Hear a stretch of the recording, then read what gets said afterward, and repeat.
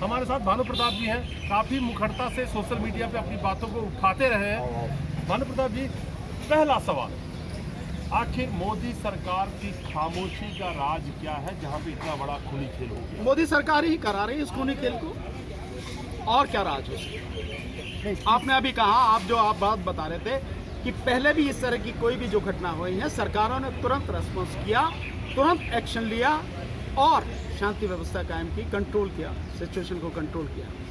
लेकिन 50 दिन से ज़्यादा मणिपुर को जलते हुए हो गए हैं। प्रधानमंत्री के पास में 2 मिनट का समय नहीं है बोलने के लिए। प्रधानमंत्री को वहां जाके क्या हाथ में राइफल लेके मतलब वहां कुछ करना, उसे आदेश ही तो करना है।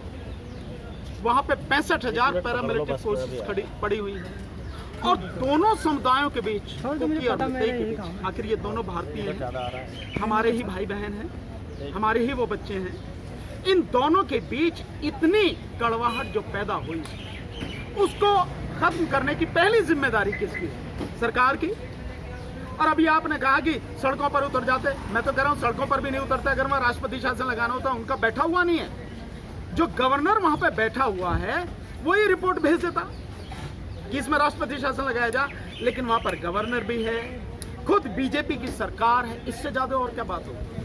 वकील साहब, सबसे बड़ा सवाल ये है कि बीजेपी के ही दर्जन भर से ज्यादा एमएलए 15 जून से पहले ही दिल्ली में आके बैठे, 15 जून से दिल्ली में आके बैठे हुए हैं। मेतई के एमएलए हैं वो, मेतई के कम्युनिटी की तरफ से एमएलए हैं वो, बीजेपी के एमएलए हैं वो, कुकीज़ के 10 एमएलए यहाँ पे आके बैठ के कोशिश करते रहे कि किसी तरह से मोदी जी से मुलाकात हो।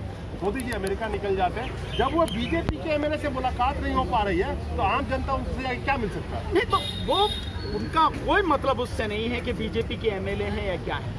उसका मकसद ये है कि मेरी सत्ता केंद्र में किस तरह से बरकरार रहेगी, उसके लिए मुझे क्या माहौल बनाना है। 2024 का चुनाव सामने है, तब तक कैसे क्या कहानी गढ़नी है मुझे, ये उस सब के तहत कराया जा रहा है। चाहे बीजेपी के एमएलए हों, चाहे मैतेई समाज के लोग हों, चाहे कुकी समाज के लोग हों, अगर जरा सी भी मतलब एक जिम्मेदारी का एहसास प्रधानमंत्री को होता, मैं नैतिकता की तो बात करता नहीं, नैतिकता तो प्रधानमंत्री में बची नहीं, पर एक प्रधानमंत्री के रूप में जिम्मेदारी का एहसास और संविधान में जो उन्हें आदेश दिए गए हैं, निर्देश दिए गए हैं, नीति निर्देशक सिद्धांतों के तहत, आर्टिकल 38 के तहत जिम्मेदारी निभाते नहीं निभाते। लेकिन अगर आप बोल नहीं रहे और मन की बात में भी आप 2 शब्द बोल नहीं रहे, इससे ज्यादा शर्म की बात क्या होगी? तो किसी प्रधानमंत्री के लिए चुल्लू भर पानी में डूब मरने वाली बात और इससे ज्यादा क्या होगी?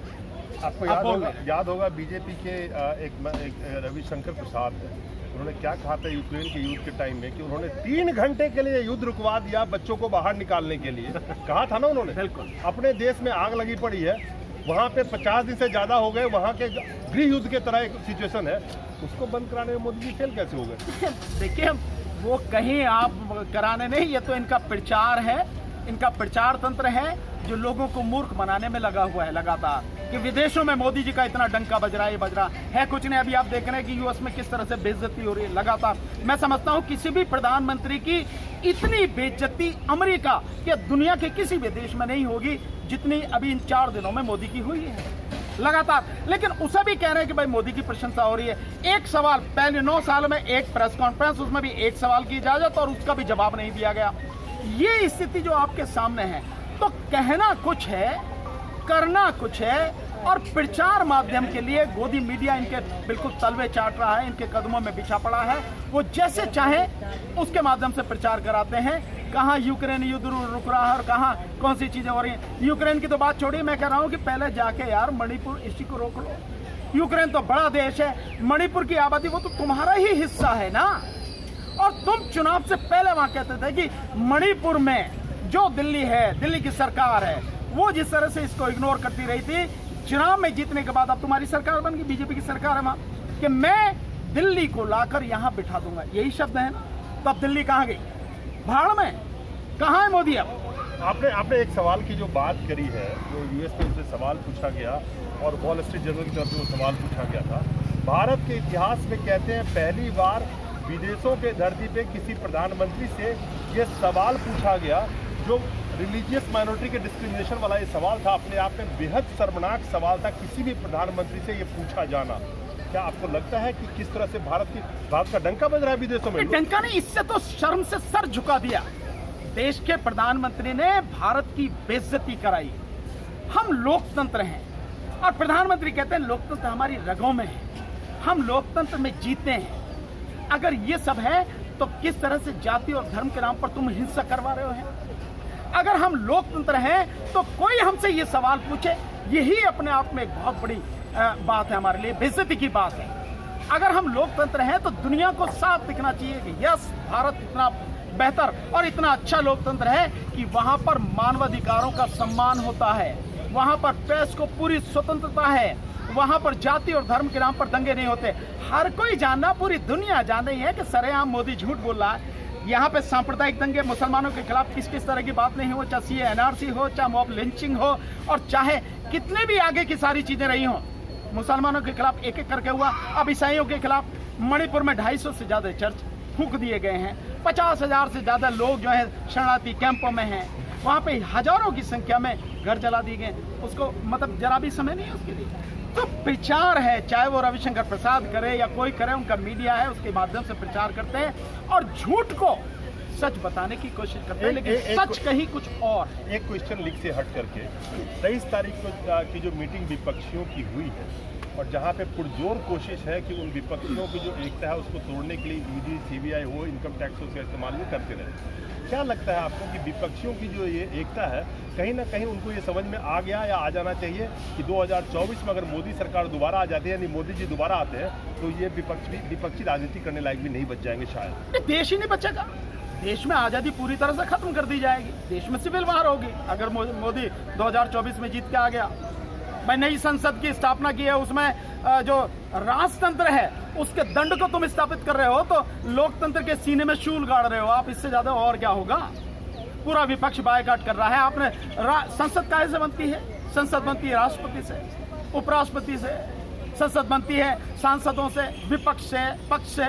पूरा विपक्ष वहां से गायब है, राष्ट्रपति को बुलाया नहीं, राष्ट्रपति को बुलाया नहीं, आप ही सब कुछ कर रहे हो। और केवल यहाँ की बात नहीं है जो विपक्ष को समझ में आ रहा, विपक्ष को तो बहुत पहले समझ में आ जाना चाहिए था, लेकिन अभी भी समझ में आ गया तो अच्छी बात, और मैं मानता हूं कि अच्छा कदम है। और विपक्ष पूरी तरह से समझ चुका है कि अगर इकट्ठे नहीं हुए, इकट्ठे होकर लड़े नहीं, तो 2024 नहीं जीत पाएंगे। और अभी भी कह रहा हूं कि इकट्ठे होने के बावजूद भी नहीं जीत पाएंगे अगर ईवीएम रहेगी तो। ईवीएम से चुनाव होगा तो आप मोदी को नहीं हरा सकते, मैं लिख के दे सकता हूं इस बात को। तो विपक्ष इकट्ठा हो गया, उसको इकट्ठा होने के बाद, सीट शेयरिंग सारा फॉर्मूला बनाने के बाद, ईवीएम को उखाड़ फेंकने के लिए जन आंदोलन इस देश में खड़ा करना पड़ेगा। अगर ईवीएम हटेगी तो ही बीजेपी को हटा पाओगे, नहीं हटेगी तो बीजेपी को नहीं हटा पाओगे, चाहे सारे के सारे इकट्ठे हो जाओ। इसको समझने की बहुत जरूरत है। तो अच्छा कदम है और नेताओं ने कहा कि भाई हम इकट्ठे हैं, इकट्ठे ही चुनाव लड़ेंगे।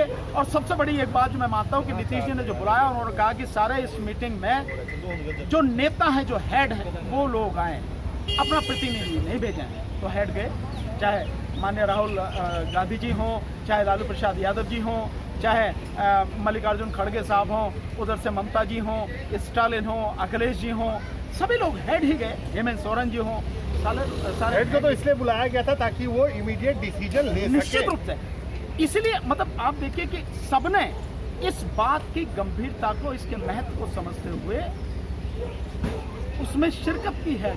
ये एक पॉजिटिव साइड।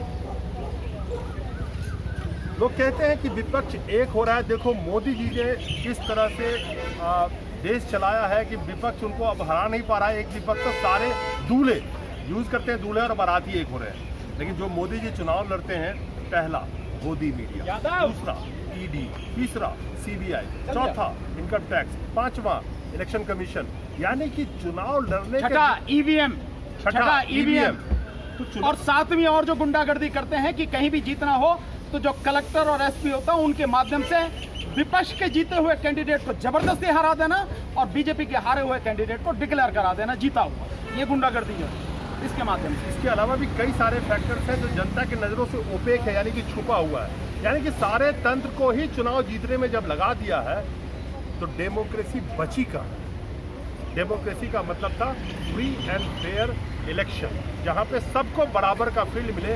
और सबसे आखिरी बात, चुनावी चंदा, पैसों का खेल, जहाँ पे 80% चंदा आज के डेट में बीजेपी के खाते में जा रही हो और 20% में सारे राजनीतिक दल हैं आज के डेट में। जो 78 लाख 72 लाख एक एमपी के सीट पे खर्चा होना है, वहाँ पे 200 करोड़ रुपए खर्च हो तो एक आम आदमी का इस लोकतंत्र में चुनाव जीत सकता है। और आम आदमी जाने दीजिए आप किस विपक्षी पार्टी की हैसियत है कि वो 200-400 करोड़ रुपए 101 सीट पे खर्च कर सके।